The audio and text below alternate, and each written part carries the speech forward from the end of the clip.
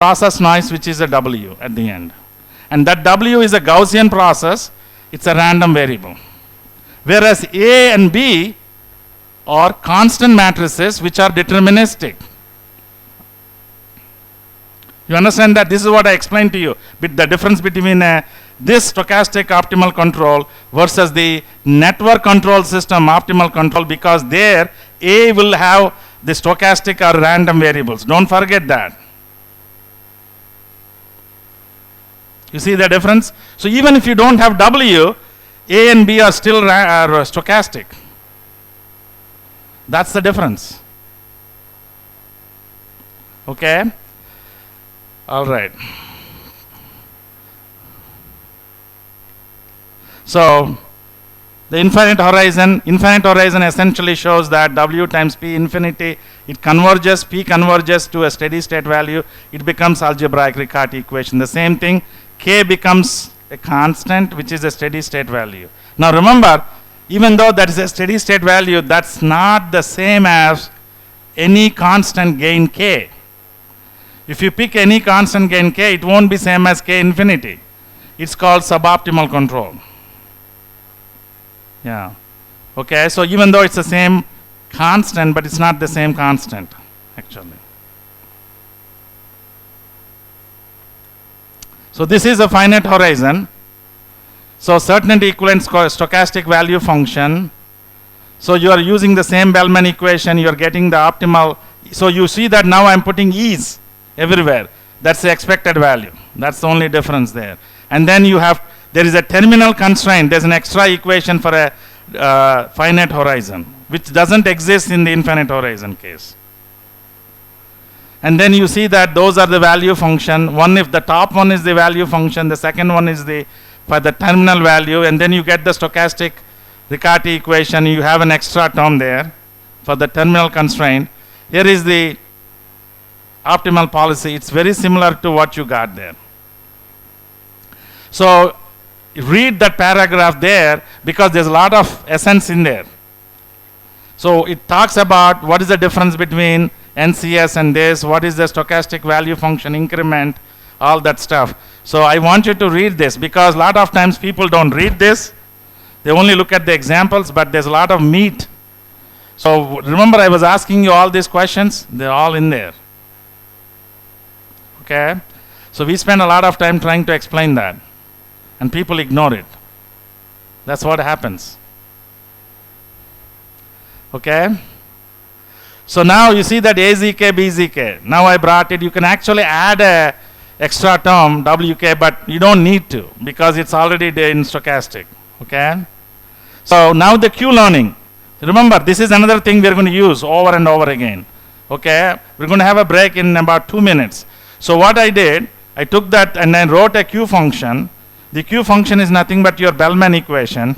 Now what I'm doing is I'm splitting this into Z and U. You see that? Z is a state vector, U is the control input. And then I have a matrix in the midin, and then I'm writing this again, the same augmented state vector. So this equation comes from this equation. And what is H? H has got all this stuff in there in the middle. So the goal is, if I want to relax the dynamics A and B, I'm converting the optimal problem into adaptive control problem. So how am I converting it? I need to estimate this H matrix. You see? So if I estimate this H matrix in real time, then I take this term, invert that term, and multiply it with this. That becomes my optimal gain. That's simple as that. Okay? So if you look at the Q function, here is not there, but remember, when you look at this regular stochastic Riccati equation, let's go back here, algebraic Riccati. So if you remember this equation requires A and B. And from there, I'm actually solving, I'm solving UK equal to K infinity times X, right? That's what I'm getting. And what is K? K is R, B transpose P, B transpose P times A. So I need A and B. But I don't have A and B in the case of network control system. Both are unknown. So I have to find a way to come up with k value. So what Q-learning is doing is I'm actually converting the problem into an adaptive control problem by using this Bellman equation. We call that as a Q function. And I'm writing like augmented state like this with the H matrix. If I can estimate the H matrix by using adaptive method, adaptive control method, in real time, the elements of the H matrix, then I take this element, this whole thing, invert that, multiply by this, that's nothing but my K.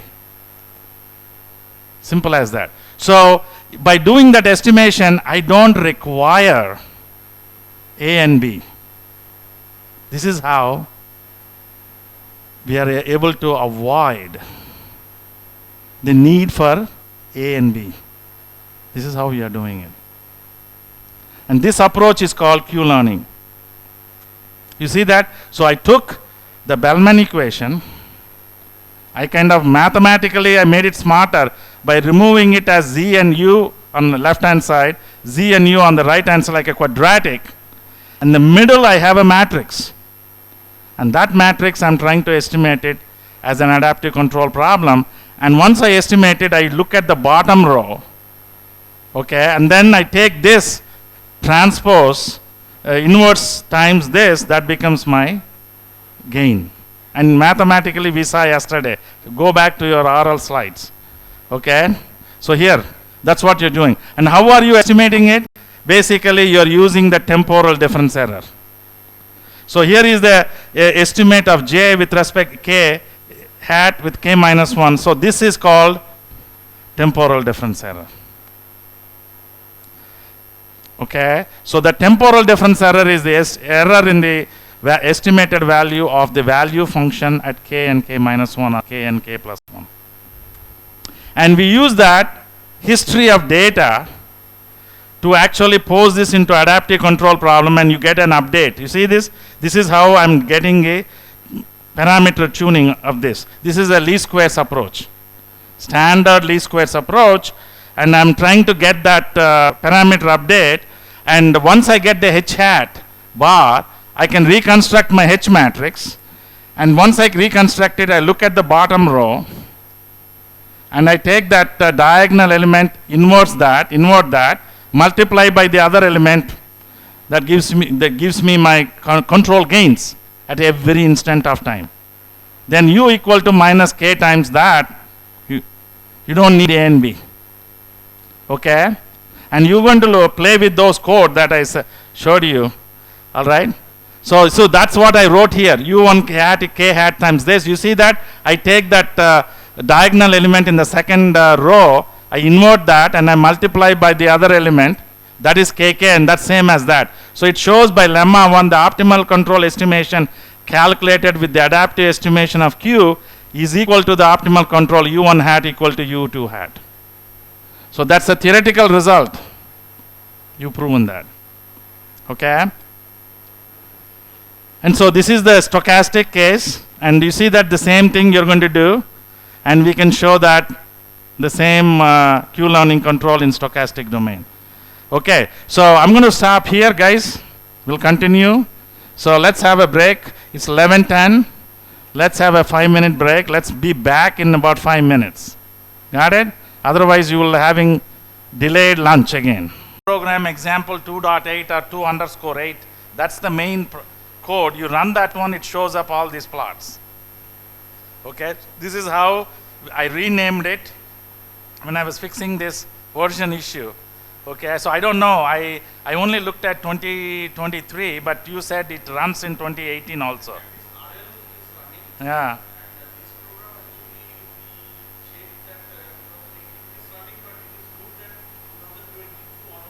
Runs. I think the reason is the Riccati equation discrete time, the MATLAB changed the syntax.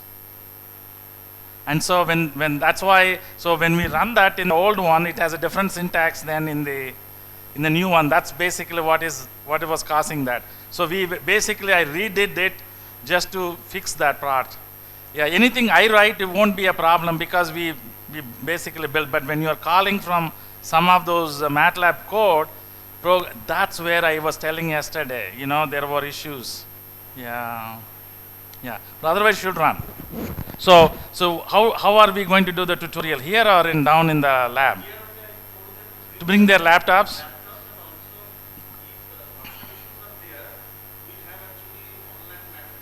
Okay. They can run it. Yeah, I think that's very critical. I think you may want to try it out. Okay? All right. So here is inverted pendulum.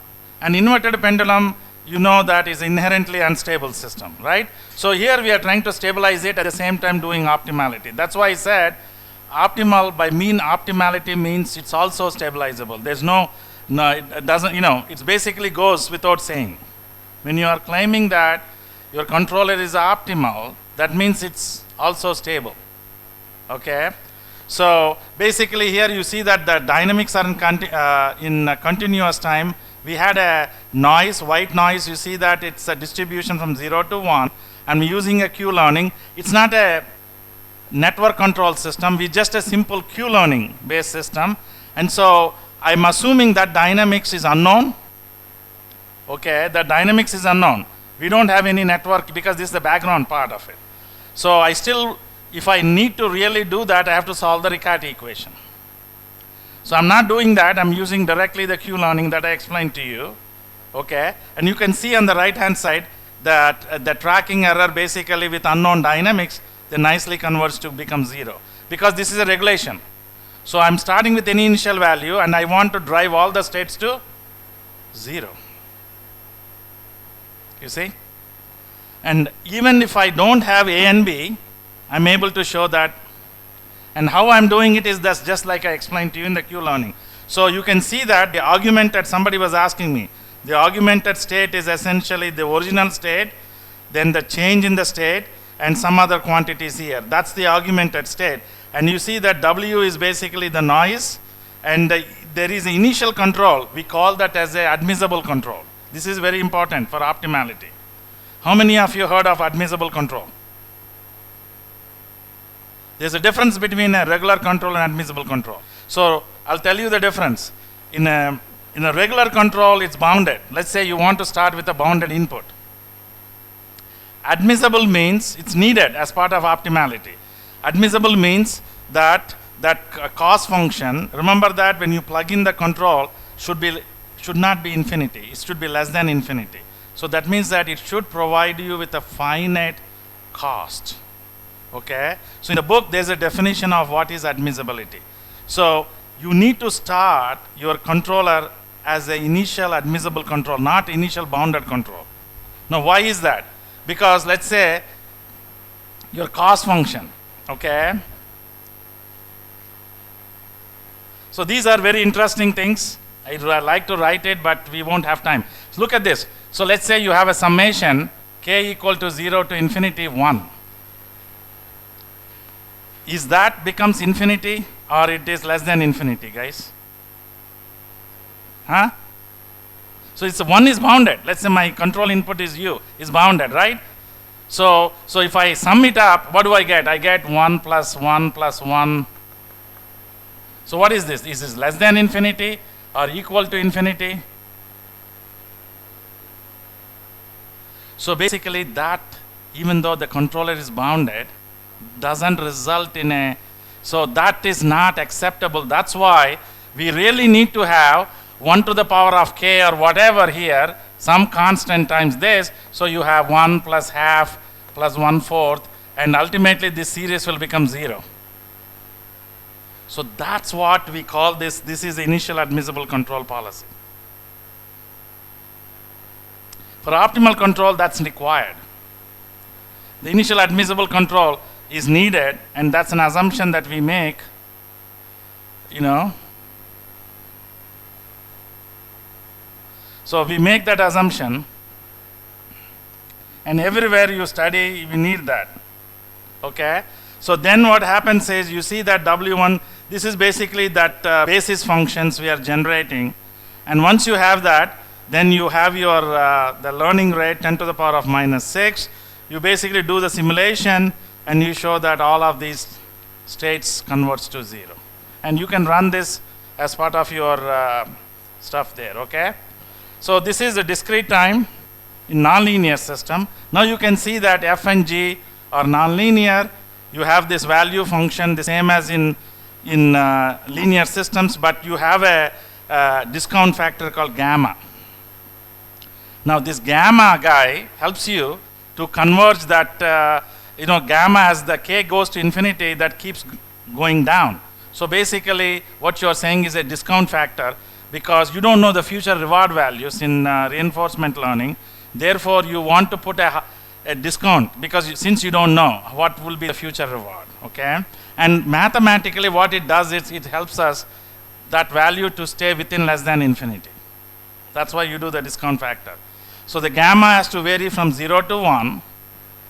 So 1 to the power of k, so that keeps decreasing, all right? So this is basically discounting makes initial time step more important, and traditional learning usually learned during the first few time steps. So this is very important. We use that. So keep that in mind. The same process. You do the Bellman equation, recursive equation. You take it to the right hand side, and then you take partial with respect to u. You get the control policy. You take that and plug it back. You get the HJB equation. Okay, so the same approach you use both for linear systems and also for nonlinear systems. Okay, so you see that this delta V is gamma times this minus VH. This is called forward difference operator, and more important is the temporal difference error. The Hamiltonian is basically nothing but the temporal difference error. Okay, so there is also some derivation for the nonlinear system, just like I showed you in the stochastic domain. So you follow the same thing, you take the partial, and remember, this is what I was saying. There is two equations. One is the control input everywhere else and at the final time step. This is called terminal constraint. You use the same derivation and then you can simulate it. So here is a nonlinear system, f and g. F is given by this. So there is a MATLAB code example 2_9. Okay, so you can see f of x is nonlinear and g of x is also nonlinear. Here is the c, there's a random disturbance. So this is in discrete time, stochastic Q learning. And you do the same process and you can see that how the regulation errors converts to 0. Okay, so the other example, inverted pendulum, was a linear example. This one is nonlinear example. But the approach that you are following, defining the Bellman equation, and then you are basically taking the partial derivative with respect to u, that approach essentially the same. No difference. Okay, unfortunately we won't have time otherwise if I go through one of those derivations. Okay. Okay, so I still have to cover the neural network background. I only have a couple of slides. That's all I have here. So I didn't put much. Okay. So this is called a two-layer neural network. Now, how many of you, let me ask you, have taken a course on neural networks? So basically you're missing all the prerequisites. So the prerequisites for this is you got to know a little bit about adaptive control, you need to know a little bit about optimal control, you also need to know a little bit about the neural networks. So Q learning you're using for linear systems, remember that, right? Without, you can relax A and B at the same time.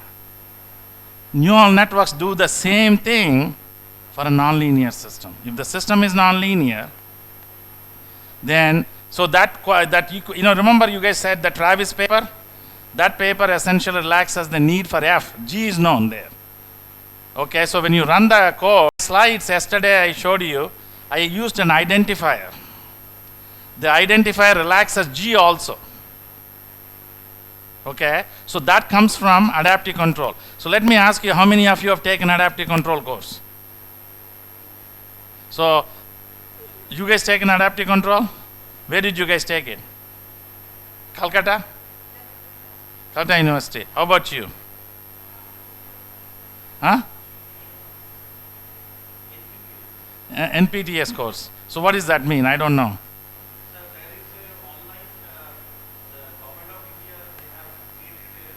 This is Vidyasagar, non-Vidyasagar. Oh, okay.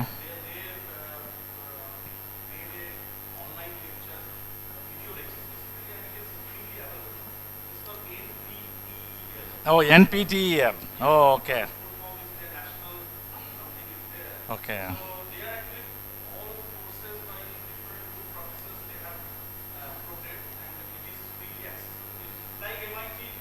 Right, right, right. No, that's nice though. That's nice. Yeah. So I think maybe for those who have not taken adaptive control, that's the way to learn, right? Because you got to have the background in the linear systems are very important, right? The basics, the controllability, observability, all that stuff. But you also need to learn how to do the, so we covered like reinforcement learning. We went through very quickly, but that's needed. You also need the background on nonlinear systems, right? Because everything is nonlinear. And then you have the linear systems, nonlinear systems, adaptive control, optimal control. So that's what I was going through. Remember all that stuff in within what? 2 lectures. It's impossible.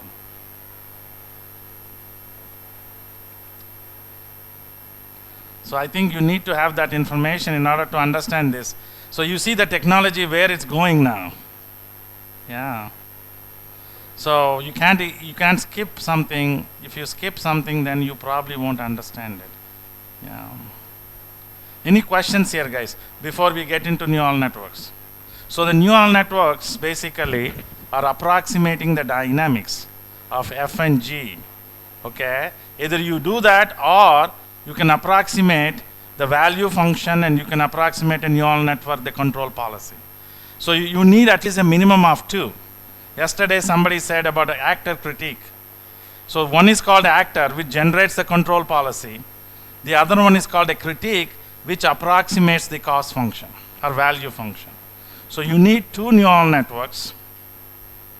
And when you're using 2 neural networks, you need 2 sets of weights, for one each for the network, and you're adjusting those, so it's still an adaptive control problem. So what is the difference between adaptive control and neural network control? So I know some of you took adaptive control, right? So both you're using adaptation, but there's a difference. What is the difference? So how many of you took at least knowledgeable in neural networks? Not much. Okay, nobody has neural networks. Okay, so that's important here because that code uses, the nonlinear code uses the neural networks. So let me give you like a 2-minute high level thing, okay? So neural network control is a nonlinear adaptive control. That's the one word thing. So traditionally the adaptive control is mainly done for linear systems. People expanded that nonlinear systems by using an assumption called linear in the unknown parameters. How many of you heard that linear in the unknown parameters? In the IIT lectures.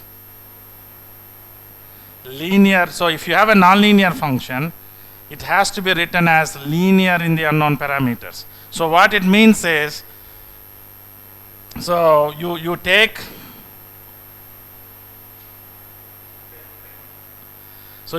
a function f of x and you say that it's written as some constant parameter values times some basis function. So this means that this f is proportional to the basis, right, with theta is the linear in the unknown parameter. Basically, you're writing that. This is a traditional adaptive control. It uses that assumption called LIP. Okay? LIP. So, then why are people interested in neural networks? So, in neural networks, we replace this by W times phi of x, where phi is the activation function. This is called linear in the unknown weights. Okay, this is a single layer neural network. If I have a 2-layer neural network, then I don't need the basis functions. So I can write the W of x, f of x, equal to W1 transpose sigma times V transpose, or W2 times X. So this is a two-layer network. You have two layers of weights, W1 and W2. Then you don't need a basis functions. That's the benefit of it. But what is the drawback with the two-layer?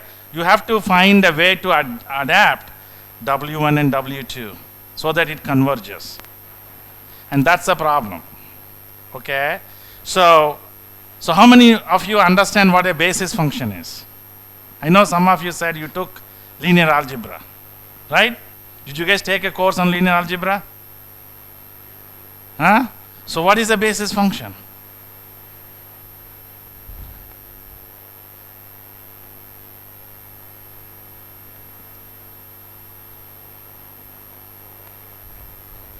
I think it's important.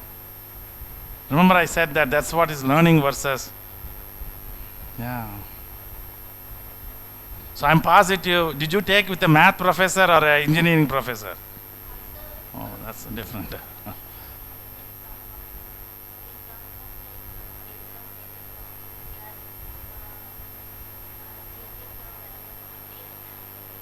But that's how it is. But I'm asking what it is. Let's say you have a matrix, 2 by 2 matrix. Okay? There also we talk about bases. Either the columns or the rows form basis, or it has to be, you know, remember the unit basis, usually it starts with it, 0, 1, 1, 0. So the basis is very important. Take a look at it. Go back to your math algebra book. See, that's what is missing. This is a problem with Indian education system. Yeah. This is the problem. I'm telling you. Even IITs.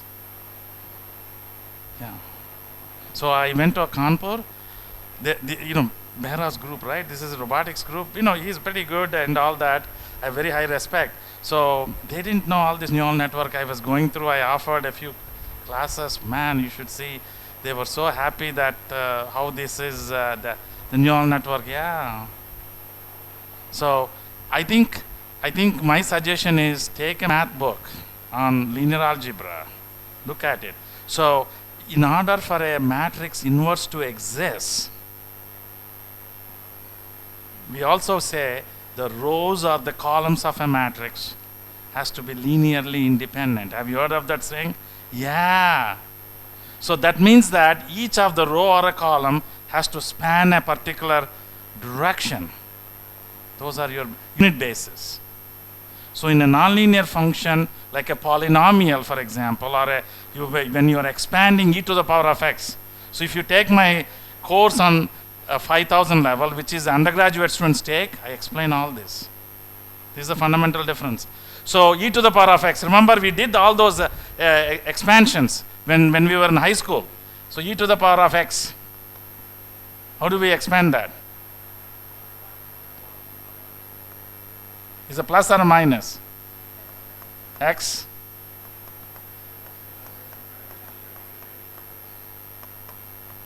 So you can write this, you see those constants, you see that x square.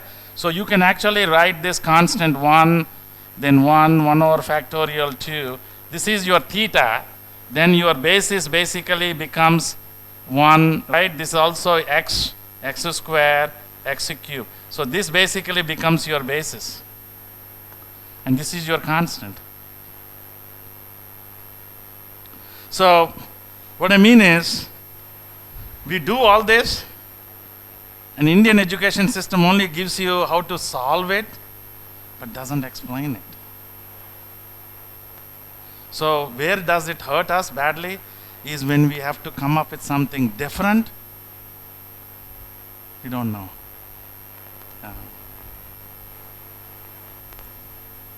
Unfortunate, this except Aryabhatta and there are a few other eminent people like Ramanujan and others, we have a problem, right? Yeah, we are smart, but we don't learn. This is the issue with education, yeah. So this is, so the linear, we do deal with the linear, you know, the vector, the rows and columns. Basically, those are linearly independent. That means they have to form a basis. And unless they form a basis, you can't invert that matrix. And there are real, basis means those are the basic stuff to construct that e to the power of x. you know. So any case, so this is the activation function. In order for this f of x to approximate it, that activation function should form a basis.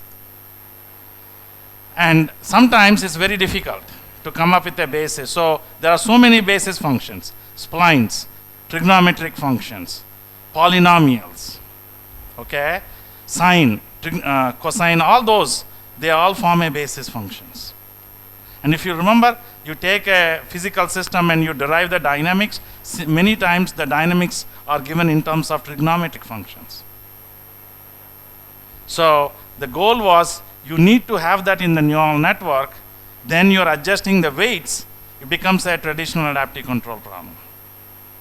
But the big thing is, your layer, then they hidden to the output layer W.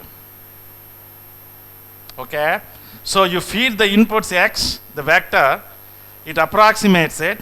So you have 1, 2, and 3, and so there are L neurons, and you get the outputs y up to ym. This is a very simple, basic things of a neural network, okay?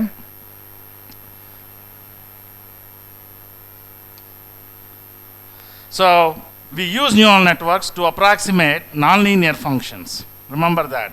So when the system is nonlinear, we are basically using neural networks. Remember I said one for approximating the value function, because in a linear system it becomes x transpose p times x. And P is the kernel matrix. You don't know P, so you have to solve the Riccati equation. So instead, we use a neural network to approximate V. We use another neural network to compute the control policy, because the control policy needs B or a G, and therefore you don't know G, therefore you can't solve the optimal control policy. You use a second neural network. It's called actor neural network. So you need two neural networks, but then you need to know how to adjust those weights and show stability. That's what's been challenged all along. So you see that two-layer network, I wrote those equations here. So you have, in a neural network, you have the input, you have a bias. And a lot of times you don't know the bias values. You put the bias as the first column of the weight matrix, then basically it becomes, you see that you can write it as ZL, and you write it much more simplified. And what you're doing is you're taking that WI0 and you are putting it as part of this, and you are adjusting it as if you don't know those values, because you don't know really. So those are WI0, those are called the biases. And the WIL or WLJ are called the weights. Okay? So the idea was, you need to adjust VLJ, WIL, VL0, WI0, and that becomes an adaptive control problem. Okay? So this is the output of a two-layer network. Y equal to sigma, that is the hidden layer activation function, V transpose times X, that is the input to the hidden layer, and sigma of that becomes the input to the output layer, W transpose, that becomes Y. Y is the output. So that equation pops up from this block diagram. You can see you have the X multiplies by V transpose X, goes through the sigma activation function, and then that goes as input to the second layer, W transpose sigma of this, and it goes through the output. Typically the output for function approximation, the activation function for the output layer is linear. We use a linear activation function. For successful approximation, there is a theorem called Stone-Weierstrass theorem. And what it says is, you can approximate any nonlinear function over a compact set, okay, by using a three-layer network with arbitrary number of neurons. When you say arbitrary number of neurons, you have so many weights and activation functions. This was done by Weierstrass sometime in early 20th century. He's a mathematician. So all of us use that theorem basically. And what it says is, you can take any function in a compact set and you can approximate it. Okay? So this is what we do, and that's why we use it in actor critique. So in the introduction to RL, I have that. Let's go back to that file now. And this is the last slide here. Okay, so let me pull up that slides, then you look at it, then you can ask me questions. I'm positive many of you will have questions. So we are missing one more lecture, isn't it? Or we are, I think the introduction to linear NCS. We are behind.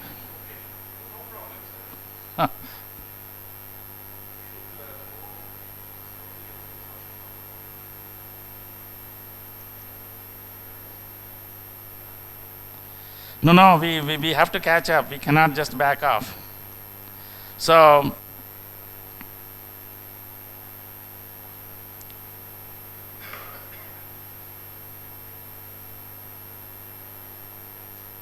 you see this block diagram here. You see here you can see the critique. Critique approximates the Bellman equation, V, and the actor computes the control policy. So you have two neural networks. All right. So you can also see that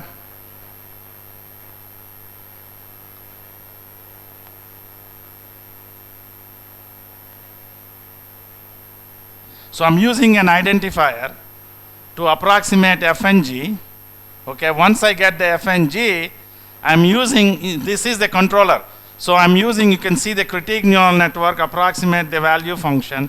The identifier provides the F hat and the G hat from adaptive control, and that information is used as the Hamiltonian, and that Hamiltonian is used to adjust the weights of the critique neural network. Then you see that this is the terminal constraint for finite horizon. I'm using that information back into actor neural network. See that the actor approximates it. Otherwise you have to take the derivative of the critique. You know, you have the G hat which is coming from the identifier. So you use the G hat, you take the gradient of this critique neural network, and you get the optimal control policy. So go back on these slides, look at it carefully what that means. And you see this, the identifier, output of the identifier is what? F hat and G hat. F hat is the estimate of F, G hat is the estimate of G. And these update laws, this is the update law for the weights. So here we are using two neural networks, one for identifier, one for the critique. So you can also do the same controller design. Instead of an identifier, you can have a critique network. There is also an actor which is a neuron, then you don't need G. So a lot of different ways you can do the same.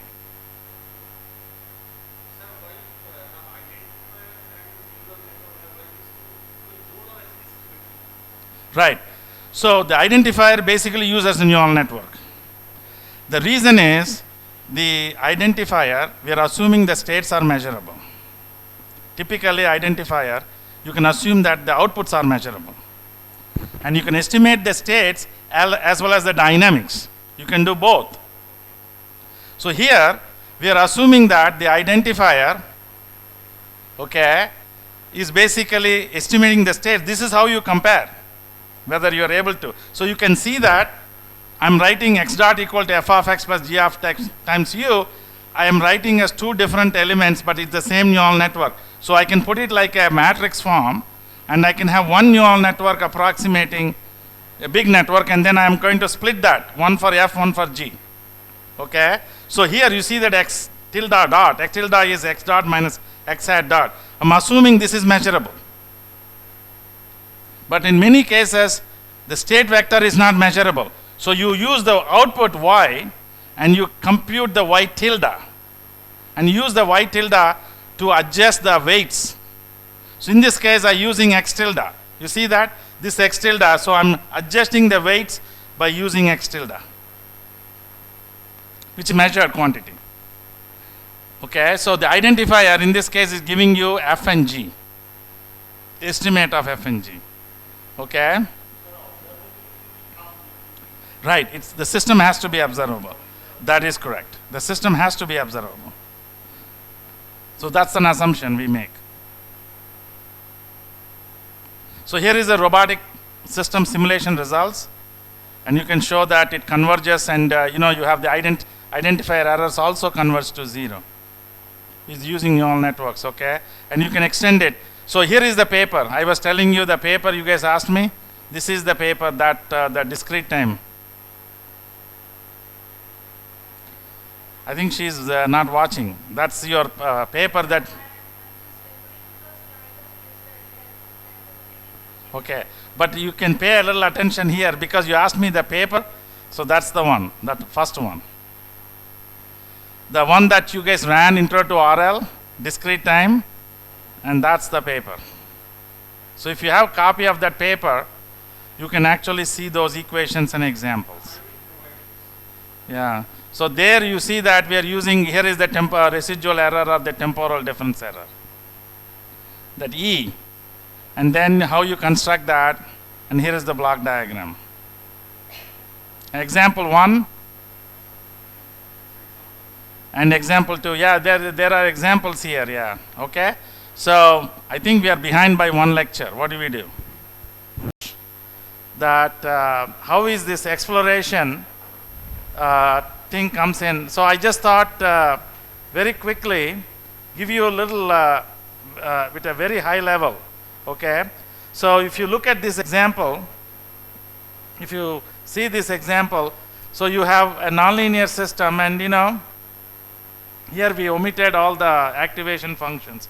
You pick a stabilizing control. So this has to be admissible. Remember I said that admissibility is more important than stabilizing. And then, you are comparing online with offline because we want to see whether you could do that. So if you look at this, so here is the actor critique weights. You can see that the weights are kind of moving around, and then after that they converge. So the question is, where is the exploration? That's what your question was. So you can see this here, as the state is trying to converge, you put noise and then you perturb the state. Okay, so that's one way of exploration. So why do we do that? So if you have taken adaptive control course, so how many of you heard of this persistency of excitation? Yeah, so there's only one that says raising his hand.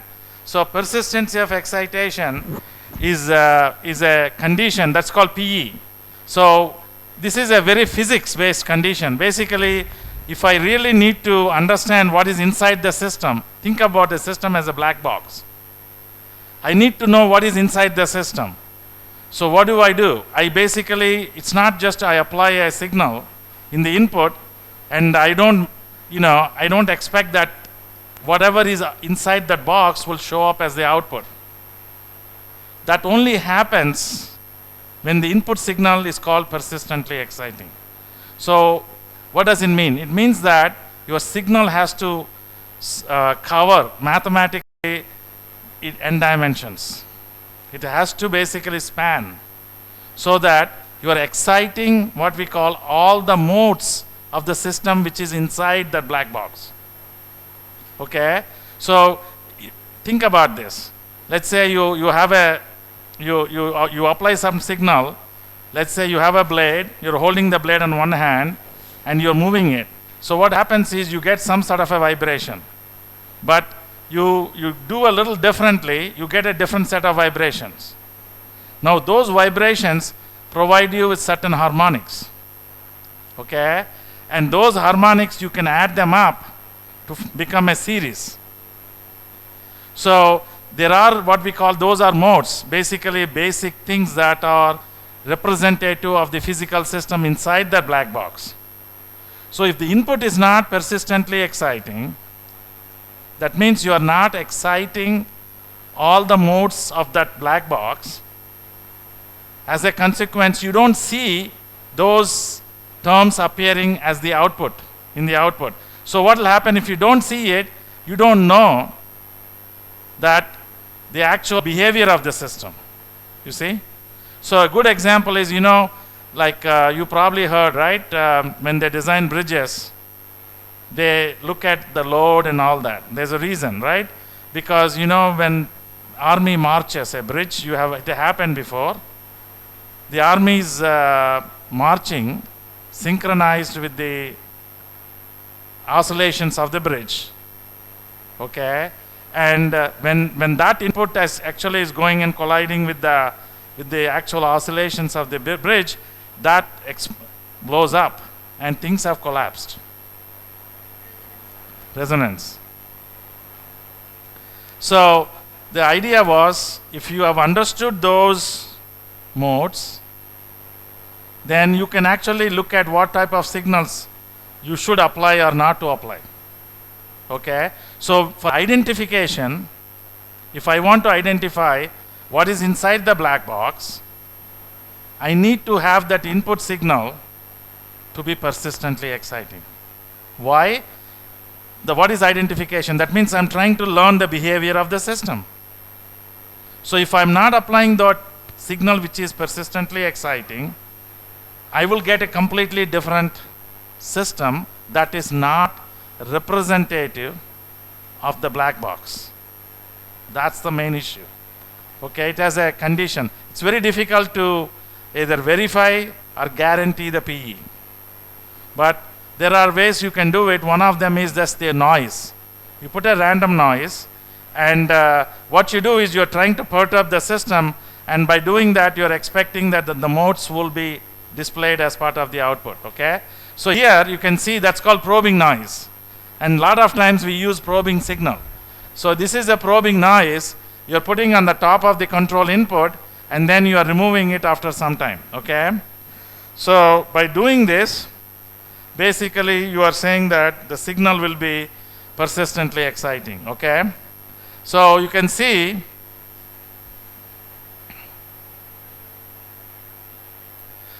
because of that, you see that the state vector is getting close to 0 now, and you are pushing the system back away from it. So by doing that, you are exploring. Otherwise, if it converges, those set of weights are probably may not be representative of the entire region of operation of the system. So by pushing the state vector away from 0, you are kind of creating different initial conditions, and then you are trying to learn. So that's basically a form of exploration. So once you do that, then you remove the PE signal out, because you already explored, you see? And then those set of weights that converge would be the best set of weights. You see what I'm saying? So that's one way to do it. Okay? So you do require this. So you can see that we compared offline versus online, because the offline solution is much more computationally intensive solution. I really want to see. So this is online, and you see that initially there is some error. Eventually it converges to 0. So that shows that the online control, and here is the online offline. You see, this is x1 versus x2. This is the path. They are very close. You see, that shows that the method that you are using, in this case the controller, is really doing a good job. Okay.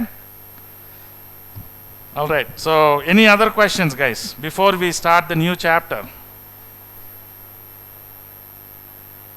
Any other questions? Okay, so let's go into uncertain and LCS. This is lecture 3 and 4. So 3, that's what we are doing now. So optimal adaptive control of uncertain linear network control systems. So remember, uncertain means the dynamics are not known. Remember, we have been talking about that. The A and B, this is a linear. Therefore, here I'm talking about the AZK and BZK. Okay? So here you can see there is a difference between finite horizon, infinite horizon. If it's a finite horizon, basically you have a terminal constraint with a weighting function S subscript n. N is the number of sample instance. And this constraint is not equal to 0. If it is infinite horizon, basically this constraint becomes 0. Okay, that's the difference. So solution of the HJB equation, or we call Riccati equation, if it's a finite horizon, this is a time varying. kk. If it is infinite horizon, this becomes a constant solution, which becomes algebraic Riccati equation. Okay? So, again, to recap, so this is a constant, a and b, this is x of k plus 1, here is the cos function, this is the terminal cos function, this is from k to n minus 1, this is n minus 1, this is quadratic, okay, and the goal is to minimize this. So, in order to minimize it, so here is the Riccati equation. I skipped the steps. You see the Riccati equation needs a solution which is s of k plus 1. S of k plus 1, or this is the s of k. So this is a recursive equation also. And once you get s, you plug it in, the constant k is given by this. It requires b and also a. Okay? And so without a and b, you can't compute the optimal gains. Even with a and b constant, the optimal gain is time varying, kk. Okay, it's time varying. So this is what we talked about. Okay, so I'm trying to do that. But the drawback, like we said, this is backward in time. You have to solve this Riccati equation from backwards, and the system dynamics are required. Otherwise, you can't solve it. Okay. So if it's a nonlinear system, because this also covers nonlinear, so we did that. Here is the value function. You're trying to minimize u of k. Here is the control policy. So this is the system description, and then you get the continuous HJB equation instead of Riccati equation. Use the solution of that. The solution of the HJB equation is V. If you look at the U star, in order to compute U star, you need the G. Okay? You need the G. And in order to compute the HJB equation, you need both F and G. The same issue. Okay? And so, remember, even if it's not NCS, in order to relax it, you can use one neural network to approximate that. And you can use another neural network to approximate the solution of this using reinforcement learning. So that's where you have two neural networks. Either use identifier, or if you don't use identifier, you need two neural networks. And that framework, we used to call that as actor critique framework. That's what we have been doing that. Okay? But the HJB equation, there's no closed form solution, even if you know F and G. So therefore, you use approximate way to solve it. And that's why we use neural networks. Numerical ways. Okay, so I'll skip that. And the only motivation we have, so you see this guy, Balakrishnan, he is the aerospace guy. So he was doing even before us optimal control. He's known for optimal control. He's the Paddy's advisor. Yeah, aerospace. Okay, and you can see this was in 2011 using single network adaptive critique. In fact, Paddy keeps using this. Okay, all right. So the motivation was an online means real time. Okay, forward in time. Algorithm without performance iteration. And I told you the iterations, we have problems because we don't know how many iterations to use. And where do we use the iterations, guys? Where do we use iterations? In here, where do we use the iteration?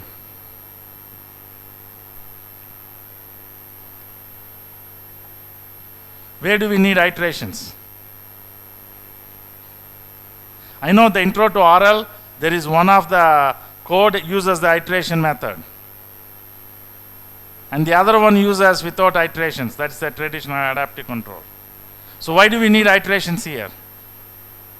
What does it mean by iterations?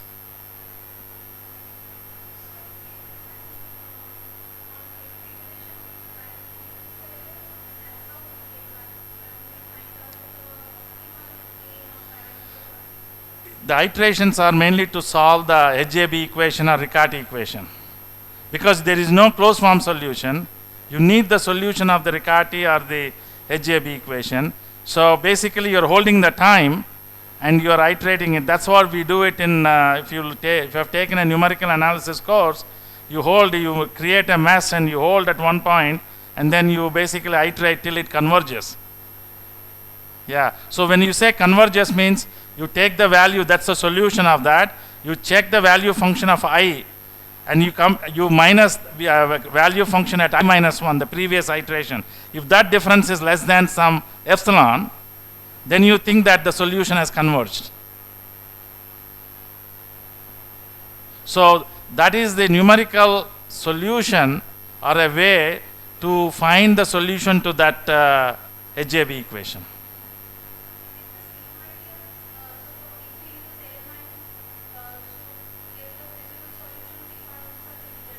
Right, it's very similar, but it's not exact.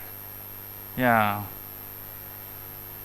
So, but it's very similar, because that's how you pose your problem in LMIs. But here, actually, because that equation essentially is a nonlinear equation, and it doesn't have any solution, and then so therefore you start with, we did the undergraduate numerical methods, where you start with initial value and you basically iterate it till it converges, and then you basically you have a mesh, then you x equal to x plus x naught, then you go to the next step, and then you do the same. Yeah. And that's probably the best solution you get, if it converges. But the problem, I think, is, as I said, if you have a time, because in control we use time, and so you have to apply control inputs at sampling instance. So the issue comes in is, well, within that sampling instant, can you have, can you do like how many iterations can you do? And if you don't do enough iterations, the solution may not converge, and if the solution doesn't converge, things will blow up. Okay? All right. So this is the state feedback, A and B matrices. We have seen that. So now here Q function, remember. So this is a linear system. I'm going to use Q learning. So how do I do that with dynamic programming? So you see this is the Bellman equation, R plus jk plus 1, right? This is the j of k. So this is my Q function. I can write these two as in this form, where in x of k, u of k transpose some matrix G multiply x of k, u of k. So this is actually equal to that. There's no, confusion. It's just you can write it in that form. Okay? So that took a while for us. So what is G? G is basically given by Q plus A transpose this. This is the second term, this is the third term, and that's the fourth term. It's a matrix, right? So this is scalar. This is scalar. So this is transpose matrix, a vector. So if you multiply this, the dimension should match. Okay? So now you can see that in order to compute the gain kk, I take this inverse of that, multiply by that. So that's basically what is here.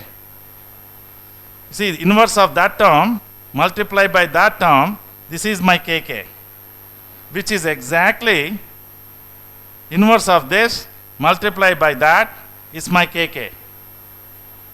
Okay? But remember we said, in order to use this, I need B, I need A, I also need the solution of this, which is the Riccati equation. So now what I'm doing is, I'm going to pose this problem as an adaptive control problem with using your reinforcement learning. That's what I'm doing. So how do I do that? Basically what I do is, this is the Q function. I'm going to call this equation as a Bellman equation. I'm going to drive this equal to 0 or some small value, right? And then this is like a temporal difference error. So here is what I'm doing. This Q function, zk transpose G matrix times zk. So I'm using Kronecker product because I want to pull this outside this matrix here. This matrix, I want to pull it out. In order to pull it out, mathematically we call that as a Kronecker operator. Okay? So otherwise you can pull it out. So you can see this gk, this one is like a vector. You take each column and you put it like a stacked. You stack it. The whole matrix is stacked. And then this basically the z bar is basically, you see this is z. Z bar is basically an expansion of regression functions. Okay? So you can do that. Once you have done it, then basically you can try it out. You see that? Then V hat is Q hat is G hat. This is unknown parameter. This is the known basis function, which is this times that times G bar, which is given by that. So this is becomes adaptive control because I don't know this, I know that. So now what I do, I use this Bellman error, which is E of k plus 1 equal to Q hat at k plus 1 and Q hat at k plus this. And this difference is called temporal difference error. You see? In reinforcement learning. So, R is the, you remember I said R is basically k to k plus 1. Yeah, in the infinite sum. So remember, you can expand that k to k plus 1 plus k plus 1 to infinity. In this case, is a finite horizon till n minus k. You see that this is a finite horizon, n minus k. So n is my finite final time. Okay. So then you also have a terminal constraint error because this is a finite horizon. You have a terminal constraint error which is G hat and G. So you can write it like this. So this becomes like a traditional adaptive control problem with a measured Bellman error. So you're measuring the Bellman error. So the Bellman error is used now to adjust theta hat, which is the unknown parameters. Okay? So that's what this update law is. The theta hat of k plus 1 is, this is bunch of data, alpha this minus that, and here are the expressions. So you are collecting the values at each sampling instant. And then you're building that using least squares, method of least squares. So this update law is basically a method of least squares. This theta hat is nothing but that theta hat. So that theta hat would give you the solution to the Bellman equation, and using that we compute the Kalman gain. Okay? So remember this theta hat is same as the G hat transpose. And what is G hat? G hat is the matrix, that capital G. You see?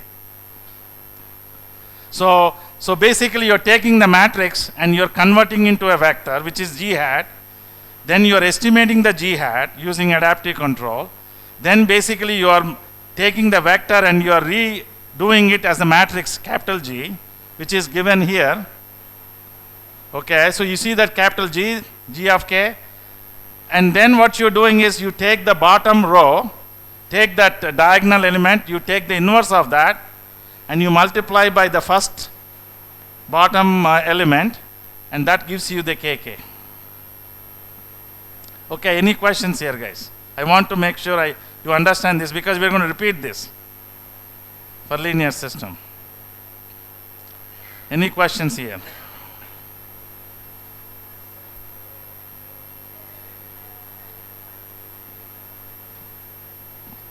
Okay, so this is this is, you can see that this is finite horizon, right? This horizon is finite because n minus 1. Okay, this is not infinity.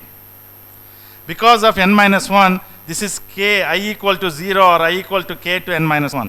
So this is the n minus 1 terms, this is the nth term, which is the terminal state. This is called terminal state. Okay, so there is a constraint.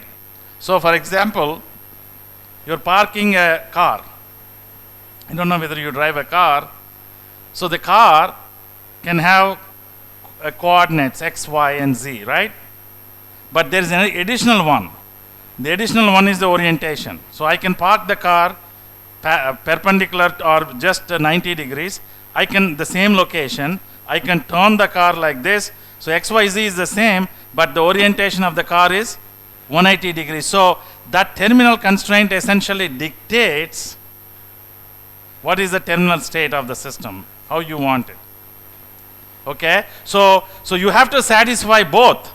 You have to satisfy that and you have to satisfy this. Typically, if it's infinite horizon, this term is 0. That term is 0. Okay, so you can see that what's going on here. So that's one thing. The way you define the error You see, this is the Bellman error. So this Bellman error is basically from that equation, that k plus 1 and k. So this is called difference in time, the value of q hat at k plus 1, the value of q hat at k.